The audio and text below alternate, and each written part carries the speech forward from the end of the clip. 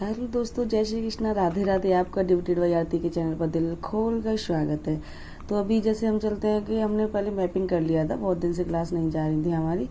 तो मैं सोच रही थी आज जो भूगोल है और उसका जो इंडियन ज्योग्राफी है, तो उसका हम पहले घटना चक्र से क्वेश्चन लगा लेते हैं। तो चलिए हम लगाते हैं, घटना चक्र को स्टार्ट करते हैं। सबसे पहले यहाँ से है ना। तो जैसे ये करते हैं, क्वेश्चन दिख रहा है आपको, भारत के संबंध निम्नलिखित कथनों में से कौन सा सही है। यानी भारत विश्व का छठा सबसे बड़ा देश है। क्वेश्चन लगाइए अपने अपने हिसाब से।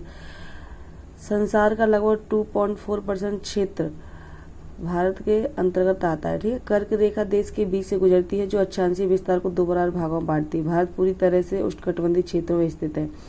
तो इसमें से कौन से सही है, हम पहले देखते हैं। क्या ये भारत विश्व का छठा सबसे बड़ा भाग है? ये गलत हो गया।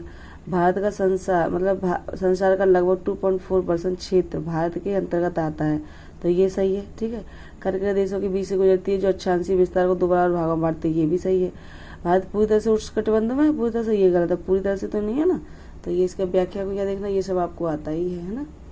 अब ये चलते हैं, सबको आता है। इसका एक्सप्रेशन नहीं देखे, हमने करा दिया, वही चीज़ है वो। ये कितने डिग्री पर विराजमान, ठीक है, 7वां बड़ा देश है, कितने डिग्री पर विराजमान है, उत्तरी अक्षांश पर, सबको पता है कितने अक्षांश पर है।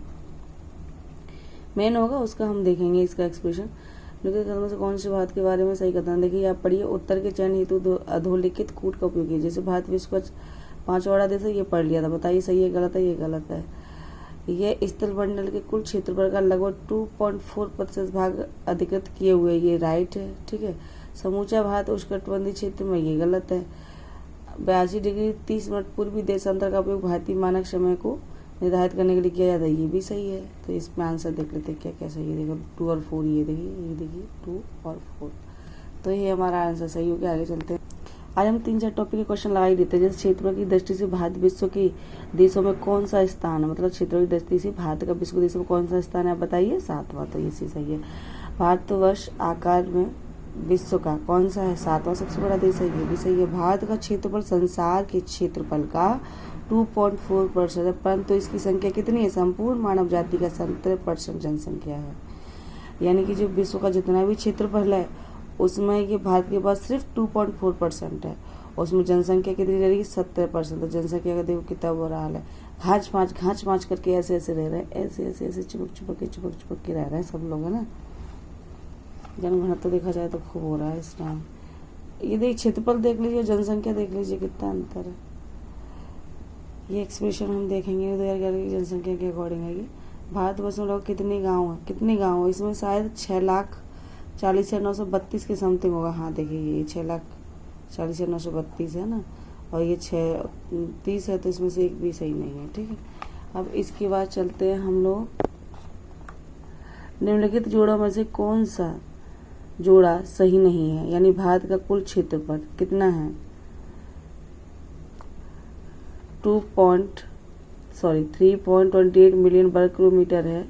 8 डिग्री 4 मिनट उत्तरी अक्षांश, 37 डिग्री 6 मिनट उत्तरी अक्षांश, ये भी सही है। अक्षांशीय विस्तार यही है, भारत का क्षेत्रफल भी यही है।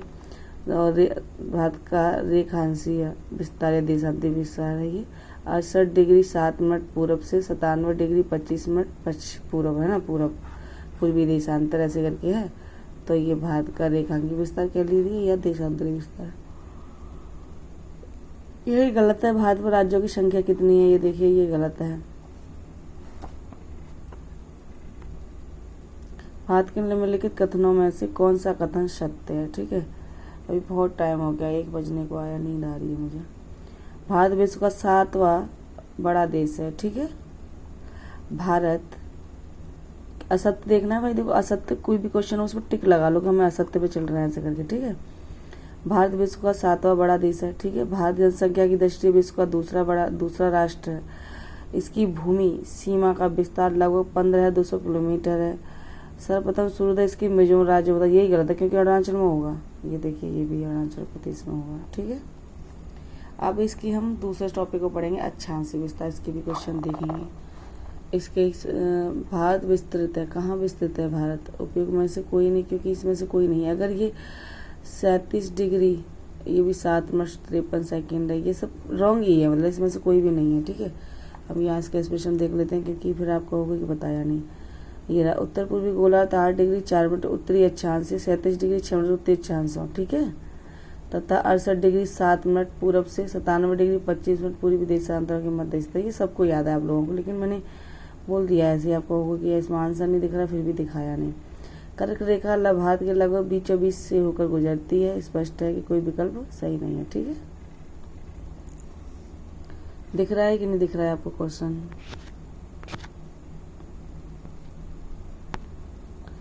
सिक्किम से गुजरने वाला अक्षांश निम्नलिखित में से किस एक से होकर गुजरता है? आप इसको देखिए, राजस्थान है, पंजाब से होकर क्या कोई अक्षांश यानी गुजरता है? कर्क रेखा कोई लेकर चलते है एजेंडा, गुजरता है ये? हिमाचल प्रदेश से गुजर रहा है, जम्मू कश्मीर से गुजर रहा है? नहीं, तो राजस्थान से गुजर रहा है, ये टिक लगा दीजिए।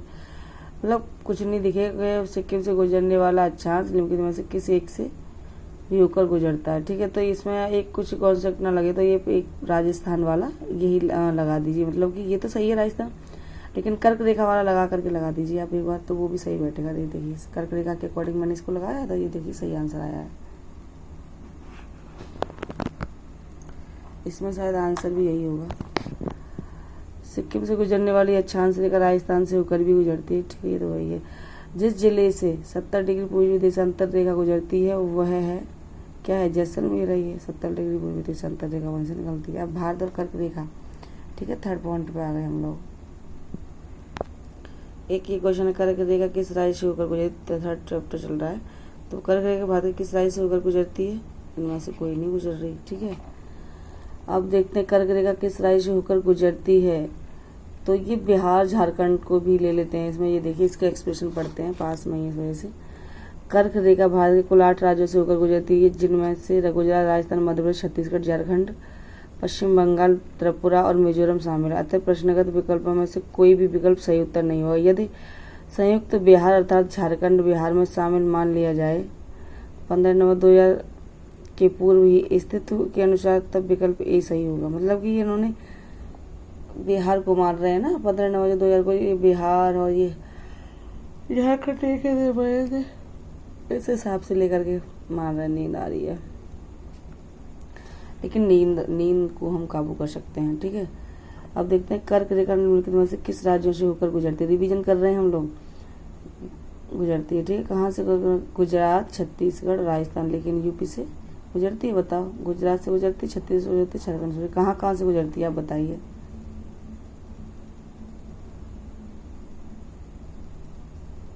कहाँ से गुजर रही है बताइए। गुजरात से गुजर रही है, छत्तीसगढ़ से और राजस्थान से, बताइए, है ना। ये यूपी से नहीं गुजर रही, ठीक है। कर्क रेखा गुजरती है कहाँ से? त्रिपुरा से गुजर रही है, मध्य प्रदेश, मिजोरम और इन सभी से, ठीक है, इन सभी से गुजर रही है। कितने भारतीय प्रदेशों से होकर कर्क रेखा गुजरती है? तो 8 से गुजरती है, इसको तो रट के मार लीजिए। इसमें से वनडे एग्जाम में भी क्वेश्चन देखा है मैंने, इसमें भी देखा है। भारत का एक राज्य से होकर कर्क रेखा गुजरती है, वह है कौन सा है? झारखंड, ठीक है।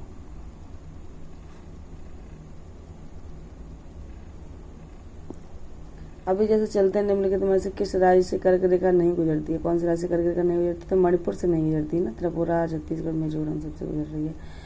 निम्नलिखित नगरों में कौन कर्क रेखा के निकट दूरी पर स्थित है? तो भाई ये गांधीनगर है। अक्षांश को देख करके देखते हैं, देखो ये अक्षांश दिया हुआ है।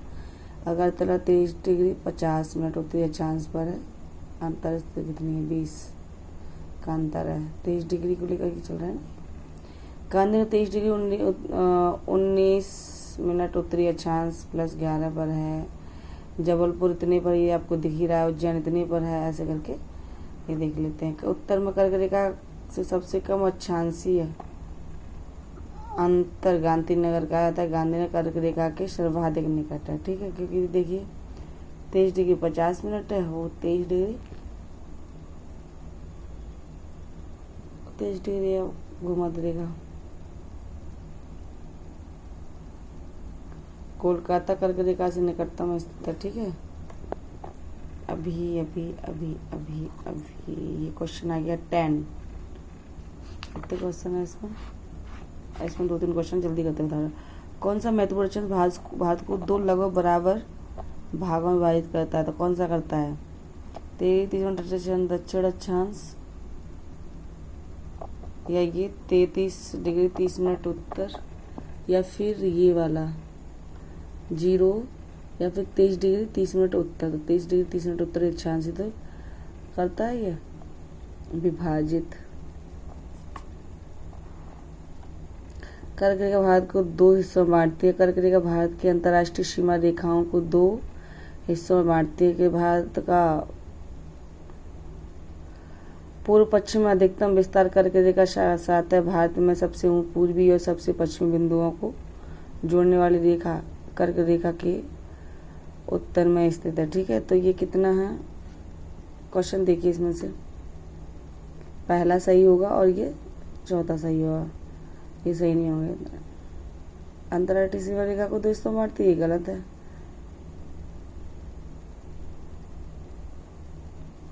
ये भी गलत है, ये सही है, चौथा वाला सही है। अभी हम स्कोर देख रहे हैं फटाफट निम्नलिखित में से कौन सा भारतीय राज्य कर्क रेखा के उत्तर में स्थित है? तो वही कर्क रेखा वाले हैं, है ना। कर्क रेखा के उत्तर में कौन सा राज्य? जैसे मणिपुर है। जून माह में निम्न स्थानों में से कहाँ दिन की अवधि अधिकतम होगी? दिल्ली में होगी ना, कि सूर्यास्त में उत्तरायण में होता है जून के महीने में। निम्नलिखित में से कौन सा शहर कर्क रेखा से सबसे निकटतम है? तो कौन सा है? जबलपुर है।